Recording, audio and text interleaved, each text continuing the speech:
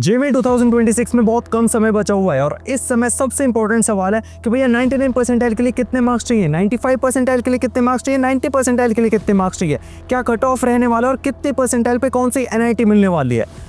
भाई शांत हो जाओ, शांत हो जाओ, सारी चीजें इस वीडियो के अंदर मैं बताने वाला हूँ।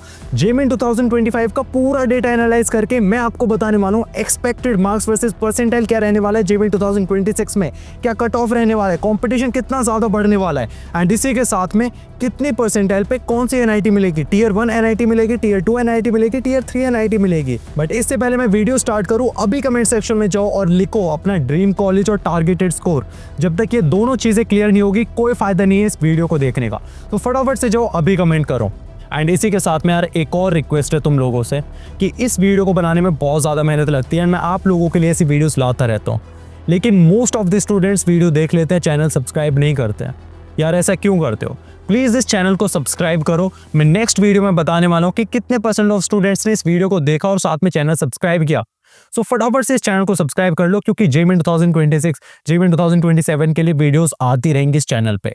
तो फटाफट से जाओ अभी सब्सक्राइब कर लो। सो स्टार्ट करते हैं मार्क्स वर्सेस परसेंटाइल से फॉर जेईई 2026 एंड ये जितना भी डेटा मैं बताने वाला हूँ ये जेईई 2025 में क्या मार्क्स वर्सेस परसेंटाइल था एंड इसी के साथ में जेईई 2026 में क्या कंपटीशन रहने वाला है, इन दोनों चीजों को कंसीडर करके जेईई 2026 में क्या मार्क्स वर्सेस परसेंटाइल रहने वाला है वो बताने वाला हूँ, तो ध्यान से सुनना। सो 99 परसेंटाइल के लिए आपको 180 से 190 मार्क्स चाहिए, 98 परसेंटाइल के लिए आपको 160 से 165 मार्क्स चाहिए, 97 परसेंटाइल के लिए 150 से 155 मार्क्स, 96 परसेंटाइल के लिए 140 प्लस मार्क्स चाहिए, 95 परसेंटाइल के लिए 130 मार्क्स चाहिए एंड 94 परसेंटाइल के लिए 125 मार्क्स चाहिए। इसी के साथ में 93 परसेंटाइल के लिए 120 मार्क्स चाहिए, 92 परसेंटाइल के लिए 115, 91 परसेंटाइल के लिए 110 नंबर और 90 परसेंटाइल के लिए 100 से 105 मार्क्स चाहिए। एंड अब तुम्हारे मन में एक सवाल आएगा, भैया अगर मेरी शिफ्ट बहुत आसान आ गई या बहुत ज्यादा टफ आ गई तो मार्क्स वर्सेस परसेंटाइल क्या रहेगा?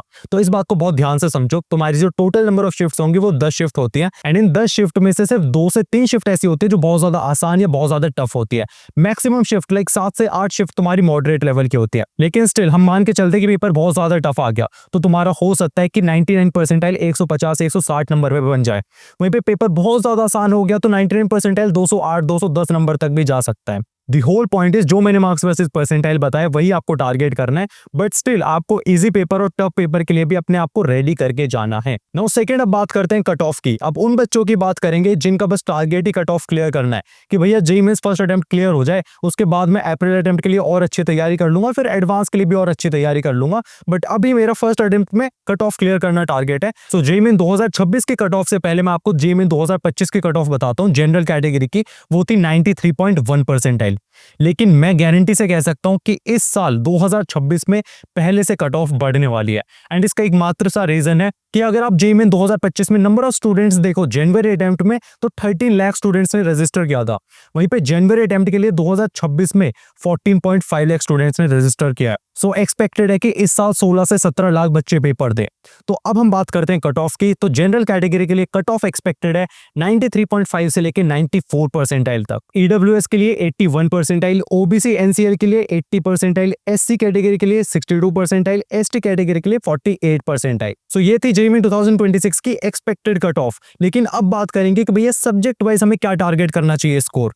तो सब्जेक्ट वाइज बात करेंगे, केमिस्ट्री के लिए अगर तुम्हें 99 परसेंटाइल चाहिए तो 75 से 80 मार्क्स चाहिए होंगे, फिजिक्स में 99 परसेंटाइल के लिए अगेन 75 से 80 मार्क्स चाहिए होंगे और वहीं पे मैथ्स में अगर 99 परसेंटाइल स्कोर करना है तो आपको 55 से 60 मार्क्स चाहिए होंगे। सो तीनों सब्जेक्ट्स में ओवरऑल बात करें तो केमिस्ट्री तुम्हारा आसान पूछा जाता है लेकिन ऑप्शंस काफी ज्यादा ट्रिकी होते हैं।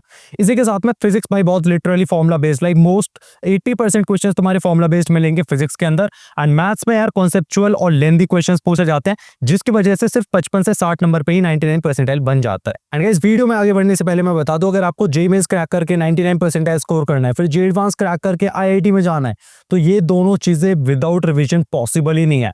एंड रिवीजन का one of the best source है शॉर्ट नोट्स। लेकिन प्रॉब्लम कहाँ आती है? प्रॉब्लम आती है कि भैया शॉर्ट नोट्स बनाने का टाइम नहीं मिल पाता, शॉर्ट नोट्स में क्या चीजें ऐड करनी है क्या चीजें नहीं ऐड करनी है ये पता ही नहीं होता है, और तीसरा शॉर्ट नोट्स बना लेते हैं तो बहुत सारी गलतियां हो जाती है और सभी सब्जेक्ट से शॉर्ट नोट्स नहीं बन पाते हैं। एंड इसी प्रॉब्लम को सॉल्व करते हुए IIT JEE toppers all India rank under 100 और मेरी टीम ने मिलकर बनाए आप लोगों के लिए best short notes. In short notes को पढ़ने के बाद आपको कोई रिवीजन बुक की जरूरत नहीं है, फ्लैश कार्ड की जरूरत नहीं है, फॉर्मुला शीट्स की जरूरत नहीं है, सिर्फ यही शॉर्ट नोट्स अपने आप में सफिशिएंट है। एंड अच्छी बात क्या है कि आप इसमें एनरोल करने से पहले प्रॉपर चेक कर सकते हो, देख सकते हो, जिसके लिए आपको डेमो PDF मिलेगी। लिंक आपको डिस्क्रिप्शन में मिल जाएगा, उस लिंक पे क्लिक करोगे आप वेबसाइट पे जाओगे, वेबसाइट के ऊपर बाय नाउ के नीचे एक ऑप्शन है डेमो PDF, वहां से तुम चेकआउट कर सकते हो नोट्स किस लेवल के है। सो बाकी डिटेल्स तुम्हें वेबसाइट में मिल जाएगी, लिंक आपको डिस्क्रिप्शन में। फटाफट से जाओ, अपना रिवीजन जर्नी स्टार्ट करो। एंड अब बढ़ते हैं अपनी वीडियो के सबसे इंपॉर्टेंट पार्ट पे कि भैया कितने मार्क्स या कितनी परसेंटाइल पे कौन सी NIT मिल सकती है, क्या टारगेट कर सकते हैं।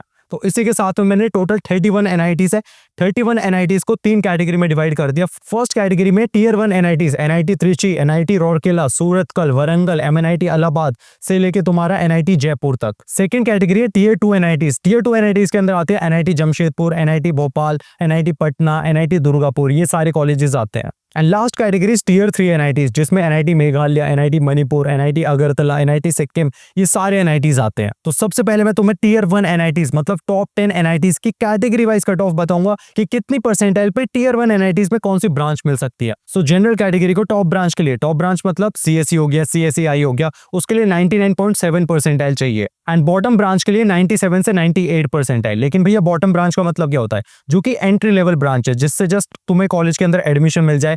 टेक्सटाइल ब्रांच हो गई, फिर मेटलर्जी हो गई या फिर केमिकल हो गई, तो ये सारी के लिए आपको 97 से 98 परसेंटाइल चाहिए। सेकंड AWS और OBC के लिए 98.7 परसेंटाइल चाहिए। वहीं पे बॉटम ब्रांच के लिए 96 परसेंटाइल, SC ST कैटेगरी को टॉप ब्रांच के लिए 97 परसेंटाइल एंड बॉटम ब्रांच के लिए 93 से 94 परसेंटाइल। एंड सेकंड मूव करते हैं Tier 2 NITs पे, मतलब मिडिल NITs के लिए। तो जनरल कैटेगरी के लिए टॉप ब्रांच के लिए आपको 98.5 प्लस परसेंटाइल चाहिए, बॉटम ब्रांच के लिए जस्ट एंट्री लेवल ब्रांच के लिए 95 प्लस परसेंटाइल चाहिए। EWS OBC की बात करें तो 97.5 परसेंटाइल, बॉटम ब्रांच के लिए 94 परसेंटाइल। SC ST की बात करें तो top branch 95 percentile, bottom branch 92 percentile. And last चलते हैं अपनी Tier 3 NITs पे, मतलब लोअर NITs पे। तो जनरल कैटेगरी को टॉप ब्रांच के लिए चाहिए 97.5 प्लस परसेंटाइल, बॉटम ब्रांच के लिए 94 परसेंटाइल। EWS या OBC कैटेगरी को 96 परसेंटाइल चाहिए टॉप ब्रांच के लिए, बॉटम ब्रांच के लिए 93 परसेंटाइल। एंड SC और ST कैटेगरी को टॉप ब्रांच के लिए चाहिए 94 परसेंटाइल एंड बॉटम मतलब जस्ट एंट्री लेवल के लिए चाहिए 91 परसेंटाइल। लेकिन अब बड़ा सवाल आता है कि भैया क्या हमें Tier 1 NITs में कोई भी ब्रांच ले लेनी चाहिए या फिर Tier 2 Tier 3 NITs में कंप्यूटर साइंस के साथ जाना चाहिए। तो मैं तो रिकमेंड करूंगा कि आपको प्रायोरिटी होनी चाहिए कि आप Tier 1 NITs में कोई भी ब्रांच लो।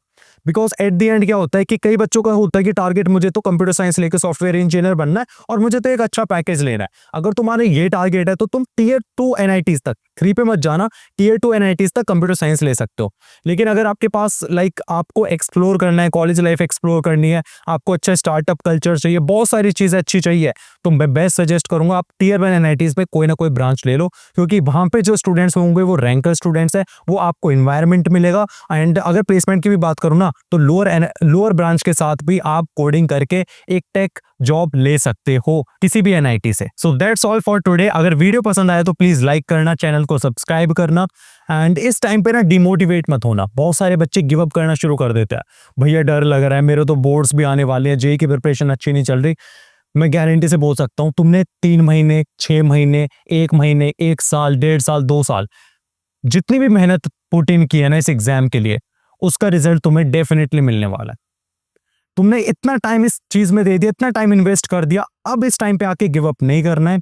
ये बेस्ट 20 डेज होने वाले हैं, बेस्ट 20 to 25 डेज होने वाले हैं। अगर तुमने इस टाइम पे अपनी पूरी एनर्जी लगा दी, सिर्फ पढ़ाई कर लिया एंड जितना भी आज तक पढ़ा है उसे अच्छे से रिवाइज करा, अच्छे से मॉक टेस्ट दिया, रिवीजन करा, मैं गारंटी से बोल सकता हूं तुम्हारी one of the best percentile, one of the best rank लेकर आने वाले हो। तो बस एक चीज का ध्यान रखना है कि गिव अप नहीं करना है और इस टाइम पे आके डिस्ट्रैक्ट नहीं होना है और स्ट्रेस तो बिल्कुल नहीं लेना है। अभी तो JEE मेंस का फर्स्ट अटेम्प्ट है, फर्स्ट अटेम्प्ट पूरा चिल करके दो, पूरी 100% मेहनत डाल के दो।